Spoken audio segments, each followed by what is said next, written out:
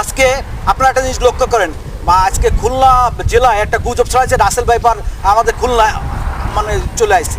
এই বিভিন্ন মহলে বিভিন্ন জায়গায় যে অমুক জায়গায় রাসেল ভাইপার দেখা গেছে, অমুক জায়গা দেখা গেছে, অমুক জায়গা দেখা গেছে। আসলে এর সত্যতা বলতে কিছুই আমরা জানতে পারি না।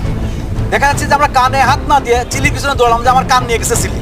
তো ওই যে রাসেল ভাইপার আতঙ্ক, ও রাসেল ভাইপার ছিল না, ওটা ছিল একটা বাইন মাছ, বড় ধরনের বাইন মাছ। আর এই রাসেল ভাইপারকে কেন্দ্র করে আমরা বিভিন্ন ধরনের সাপ মারতেছি, সাপ নিধন করতেছি, সাপ নিধন অভিযানে নামতেছি। বনাঞ্চলে বা বিভিন্ন জঙ্গলে আমরা পরিষ্কার করার জন্য সাপ আছে কিনা দেখতেছি। তা আমরা যদি এভাবে সাপ মারতে থাকি, আগামীতে ইঁদুরের উৎপাদে আমাদের যে কৃষি জমি থেকে যে ধান উৎপাদন হতো, ইঁদুরের উৎপাদনে আমাদের সেই ধানটা আমরা পাবো না। যদি সাপ একেবারে রাসেল ভাইপারের কারণে যদি আমরা অন্য সাপও মারি, তাও একদম পুরো সব নিধন হয়ে যাবে। আগামীতে দেখবেন, আপনি লক্ষ্য করবেন 500 টাকার উপরে চালের কেজি কেনা লাগবে যদি আমরা রাসেল ভাইপারের আতঙ্কে যদি অন্য সাপও মারি।